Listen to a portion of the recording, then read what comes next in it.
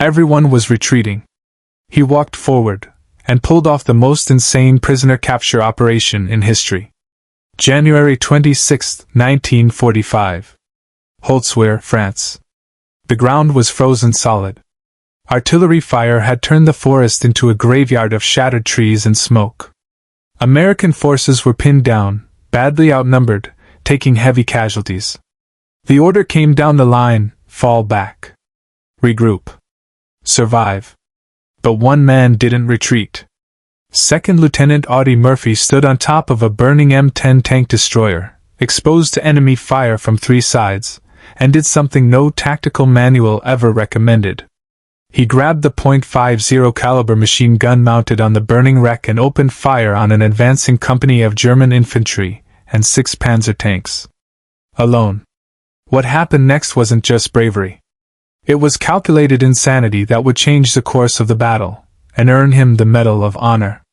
If you want to know how one man's refusal to follow orders turned into one of the most legendary stands in military history, stay with us, because the most unbelievable part is still ahead. Audie Murphy wasn't supposed to be a war hero. He was a farm kid from Texas, one of 12 children, who grew up so poor that his family sometimes didn't eat for days. He was small, just 5'5", weighing barely 110 pounds when he tried to enlist. The Marines rejected him. The paratroopers rejected him. He was too short, too light, and looked too young. But the Army took him. And that decision would reshape modern combat heroism. By January 1945, Murphy had already seen more combat than most soldiers see in a lifetime. He had fought through Sicily, Italy, southern France. He had been wounded multiple times. His unit, Company B of the 15th Infantry Regiment, 3rd Infantry Division, had been chewed up and rebuilt so many times that most of the men he'd landed with in North Africa were either dead or medically discharged. Murphy had become a battlefield ghost, quiet, precise, lethal. His fellow soldiers said he had a sixth sense for danger. Commanders noticed something else. He never hesitated. When everyone else froze, Murphy moved. On the morning of January 26, his company was ordered to hold a position near the Colmar pocket in eastern France. Intelligence reported that German forces were regrouping for a counterattack. Murphy's unit dug in along a tree line near the village of Holtzwihr, waiting. They didn't have to wait long. At approximately 2 p.m., German artillery opened up. Shells screamed through the frozen air and slammed into American positions. Trees exploded. Men dove into foxholes. Then came the sound every soldier feared, the mechanical rumble of Panzer tanks moving through the snow. 6 German tanks. 250 infantry soldiers. All moving directly toward Murphy's undermanned company. The Americans were outnumbered 5-1. The situation was simple: retreat or die. But Murphy was already thinking something no one else dared to consider. What if retreat wasn't the only option? The German assault was methodical and brutal. Panzers rolled forward, firing high-explosive rounds into the tree line. Infantry followed in tight formation, using the tanks as mobile cover. American soldiers returned fire, but it was clear they couldn't hold. Murphy's company commander ordered a tactical withdrawal. Pull back to secondary positions. Preserve the unit. Live to fight another day. Most of the men began falling back through the snow. But Murphy stayed. He moved forward, toward an M10 tank destroyer that had been hit earlier in the battle. The vehicle was burning. Flames licked up from the engine compartment. Smoke poured out of the crew hatches. Any sane soldier would have avoided it. A burning tank destroyer could explode at any second. The fuel tanks, the ammunition stored inside. One spark in the wrong place, and the whole thing would go up like a bomb.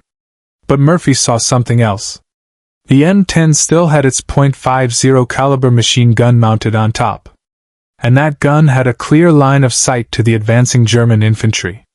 He climbed onto the burning wreck. His boots slipped on the icy metal. Heat from the flames warmed his frozen hands. Smoke stung his eyes. Below him, German soldiers were less than 50 yards away and closing fast. They hadn't seen him yet. The smoke from the burning tank provided just enough cover. Murphy checked the .50 cal. It was still loaded. Still operational. He wrapped his hands around the grips, sighted down the barrel, and opened fire. The sound was deafening. The big machine gun roared, spitting out 600 rounds per minute. Tracer rounds cut through the smoke like red lightning. The first burst caught a German infantry squad in the open. Men went down. The others scattered, diving for cover. But Murphy didn't stop. He swung the gun left, then right, methodically sweeping the battlefield. German soldiers who had been advancing confidently moments before were now pinned down, confused, taking fire from a direction they hadn't expected. One man. One gun. Holding off an entire company. The German commanders quickly identified the threat. Orders were shouted in German. Machine gun teams repositioned to target the burning M10. Mortar crews adjusted their aim. The Panzers, which had been focused on the tree line, now turned their turrets toward Murphy's position. He was completely exposed. No cover. No backup. Standing on top of a vehicle that could explode at any moment, with enemy tanks aiming directly at him. And he kept firing. If stories like this fascinate you, subscribe, because the most unbelievable part of this one is still ahead. Murphy's fellow soldiers watched from the tree line, stunned. They had never seen anything like it. Lieutenant Murphy, the quiet Texan who barely looked old enough to shave, was standing in full view of the enemy, calmly firing a heavy machine gun as if he were on a training range. But this wasn't bravado. It was battlefield mathematics. Murphy understood something that the German commanders hadn't yet realized. As long as he kept firing, the enemy infantry couldn't advance. They were pinned. And pinned infantry couldn't support the tanks. The Panzers, without infantry cover, became vulnerable to American anti-tank teams still positioned in the tree line. He was creating a tactical stalemate with nothing but audacity and a machine gun. But the situation was deteriorating fast. The M10 beneath him was getting hotter. Flames were spreading. Smoke was thicker. Murphy's field telephone, a wire-connected handset he had brought with him, was his only link to his company's artillery support. He held the phone in one hand, the machine gun in the other, and began calling in fire missions on his own position.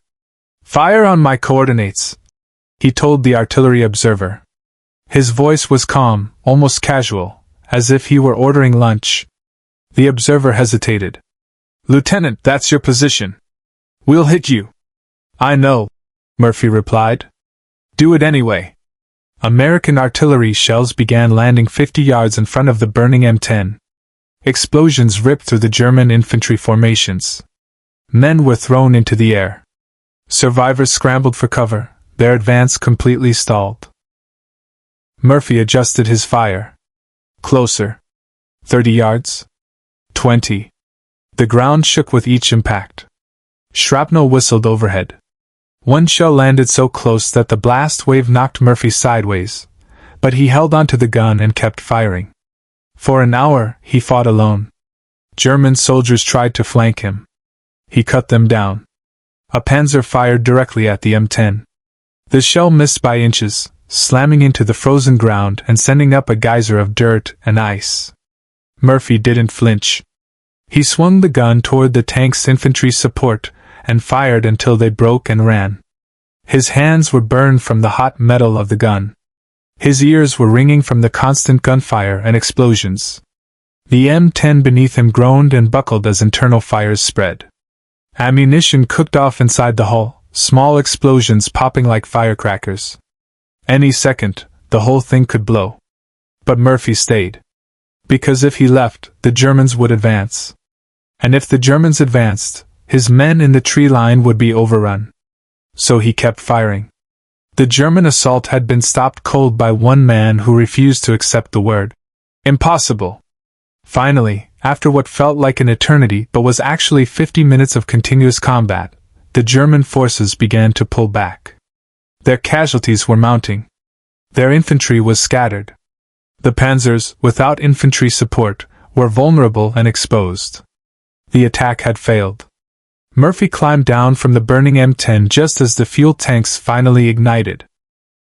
The entire vehicle erupted in flames, a pillar of black smoke rising into the winter sky. If he had stayed on it 30 seconds longer, he would have been incinerated. He walked back to his own lines, limping slightly from a leg wound he hadn't even noticed during the fight. His uniform was scorched. His face was blackened with smoke and gunpowder. His hands were bleeding from burns and cuts. His men stared at him in silence. No one knew what to say.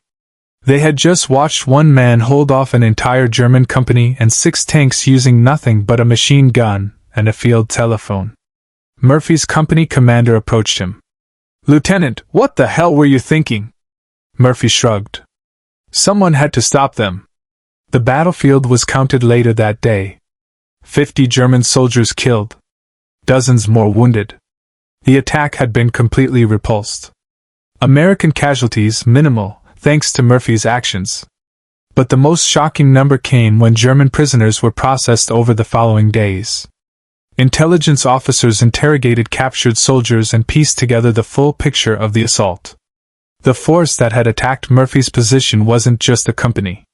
It was a reinforced battalion, over 250 German soldiers supported by armor. And they had been stopped by one man. When word of Murphy's actions reached higher command, no one believed it at first. Commanders demanded verification. Witnesses were interviewed. The battlefield was inspected. Every detail was confirmed. On June 2, 1945, Audie Murphy received the Medal of Honor, America's highest military decoration, for his actions at Holtzwihr. The citation described his stand on the burning tank destroyer as indomitable courage and refusal to give an inch of ground. But Murphy never saw himself as a hero. In interviews after the war, he was reluctant to talk about his combat experiences. When pressed, he would say simply, "I did what needed to be done." What commanders and historians realized later was that Murphy hadn't just fought bravely, he had fought smart. His decision to use the burning M10 wasn't reckless. It was tactical genius. The elevated position gave him a clear field of fire.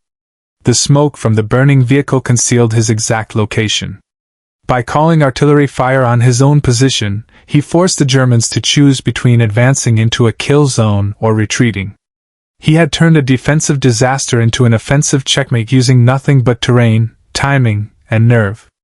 The lessons from Murphy's stand at Holtzwihr are still taught in military academies today.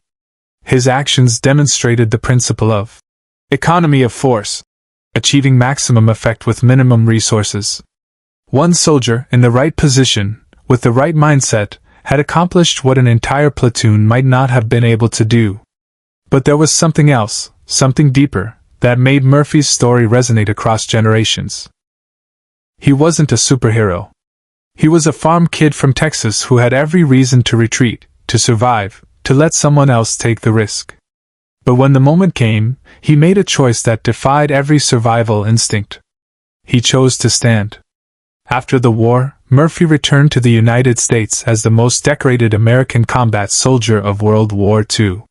He had received every major U.S. combat award, plus 5 decorations from France and Belgium. He became a movie star, appearing in over 40 films. He wrote an autobiography, To Hell and Back, which became a bestseller. But fame couldn't erase what he had seen and done. Murphy suffered from what we now call PTSD. He had nightmares. He slept with a loaded pistol under his pillow. He became an advocate for better treatment of combat veterans, speaking publicly about the psychological wounds of war at a time when such issues were rarely discussed. He died in a plane crash in 1971, at the age of 45. He was buried at Arlington National Cemetery. His grave is one of the most visited in the cemetery, second only to President Kennedy's. On his headstone, beneath his name and rank, are the words Medal of Honor. But the real legacy of Audie Murphy isn't found on a headstone or in a metal case. It's found in every soldier who has ever faced impossible odds and refused to quit. It's found in the principle that courage isn't the absence of fear, it's the decision to act despite it. The M1 Garand rifle Murphy used during his combat service is now displayed at the National Museum of the United States Army. The Medal of Honor he received sits in a case at the Audie Murphy American Cotton Museum in Greenville, Texas. But the lesson he taught doesn't need a museum. Sometimes, history isn't written by the generals or the politicians. It's written by the people who refuse to accept impossible. Murphy's actions at Holtzwihr proved something that military theorists had debated for centuries: that individual courage, applied at the right moment, can change the outcome of an entire battle. That one person, in the right place, with the right decision, can be worth more than a battalion. The German forces that attacked that day expected to break through American lines. They had superior numbers, superior armor, and tactical advantage. They should have won. But they didn't account for one variable: Audie Murphy. In the decades since that frozen January day in 1945, military historians have studied Murphy's stand from every angle: tactical analysis, psychological assessment, leadership case studies. The consensus is always the same: what Murphy did shouldn't have worked. By every reasonable metric, he should have died on that burning tank destroyer. But he didn't. He survived. And in surviving, he proved something essential about the nature of warfare and human will. The rules of engagement say retreat when outnumbered. The manual says don't expose yourself to enemy fire. Common sense says don't stand on a burning vehicle about to explode. Audie Murphy ignored all of it. And that's why his story matters. Because in the moment when everything told him to run, he walked forward. When logic said it was over, he picked up the gun. When the odds were impossible, he made them irrelevant. That's not just heroism. That's a different way of seeing the world, one where impossible is just another word for not yet done. Today, when military instructors teach battlefield decision-making, Murphy's stand is used as a case study in audacity and initiative. When discussing the Medal of Honor with new recruits, his actions at Holtzwihr are shown as the standard. But beyond tactics and medals, Murphy's story teaches something more fundamental: that in the darkest moments, when everything is falling apart and defeat seems certain, the human spirit is capable of extraordinary things. Not because we're invincible, but because sometimes, against all reason, we choose to stand. The frozen field at Holtzwihr is quiet now. The trees have grown back. The scars of battle have healed. But every year, veterans and historians visit the site, standing where Murphy stood, trying to understand how one man changed the course of a battle. Some leave flowers. Others leave small American flags. A few leave notes. One note, found by a local historian, read simply, "Thank you for not retreating." Because that's what Murphy did, in the end. He didn't retreat. He didn't surrender. He didn't calculate the odds and decide it wasn't worth it. He just picked up the gun and fought. And in doing so, he showed every soldier who came after him that impossible is just a word, until someone proves otherwise. The field telephone in Murphy's hand crackled with static. His artillery observer's voice came through, strained and urgent. "Lieutenant, you need to get off that vehicle. It's going to blow." Murphy glanced down at the flames spreading beneath his feet. The metal was so hot now that he could feel it through the soles of his boots. Ammunition was cooking off inside the hull, small pops and cracks that signaled the inevitable final explosion. "Not yet," he said into the phone, his voice steady despite the chaos around him. He adjusted his aim, tracking a group of German soldiers attempting to flank his position from the right. The machine gun bucked in his hands. The soldiers went down or scattered back into the tree line. Another threat neutralized. Another 30 seconds bought for his men to reposition. But time was running out. A Panzer commander, frustrated by the stalled attack, made a critical decision. He ordered his tank to advance directly toward the burning M10, planning to crush Murphy's position with sheer mass and firepower. The massive vehicle rumbled forward, its treads churning through frozen mud and snow. The turret swiveled, the long barrel of its 75mm gun tracking toward Murphy. At that range, the Panzer couldn't miss. One high explosive round would vaporize both Murphy and the M10 in a single blast. Murphy saw it coming. He had seconds to make a choice: jump off and survive, or stay and keep fighting. He stayed. Swinging the machine gun toward the advancing Panzer, he aimed not at the tank itself. The armor was too thick, but at the infantry squad moving alongside it. Without infantry support, the tank would be vulnerable. It was a desperate gamble, but it was the only play he had left. The .50 caliber rounds sparked off the Panzer's armor, then found their real targets. German soldiers fell. The survivors dove for cover, breaking formation, leaving the tank exposed and alone. American anti-tank teams in the tree line saw their opening. A bazooka round streaked across the battlefield and slammed into the Panzer's side armor.